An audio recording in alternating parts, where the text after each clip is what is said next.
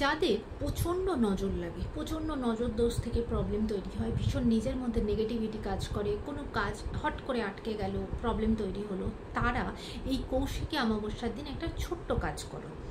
একটা গোটা পাতিলেবু নেবে এবং পাতিলেবুটাকে আর্ধেকভাবে কেটে নেবে, নিয়ে আর্ধেক যে পাতিলেবুটা তার ভেতরে 7টা একদম ফুলওলা লবঙ্গ নেবে।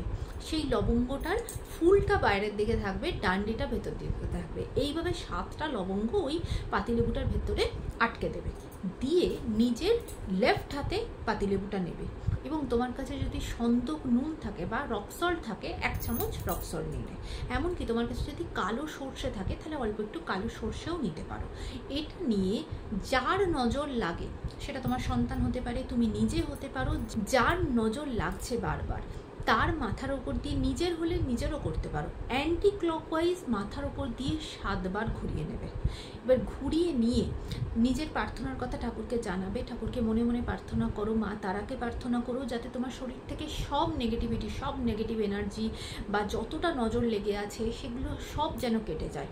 এই প্রার্থনাটা মা তারাকে করো, করে ওই লেবুটা যেটা ঘোরালে, ওই হাতের তোমার যে জিনিসটা সেটা একটা ধরো কাগজের ওপর রাখলে, তার ভেতরে একটা কর্পূর দিয়ে একদম বাড়ির বাইরে গিয়ে সেটাকে জ্বালিয়ে দাও। জ্বালিয়ে দিয়ে ওই ছাইটা বাড়ির বাইরের কোনো ড্রেন, কোনো নোংরা জায়গা সেখানে ফেলে দাও, কোনো ডাস্টবিনে সেখানে ফেলে দাও। ঠিক আছে, এই কাজটা করে দেখো, উপকার পাবে।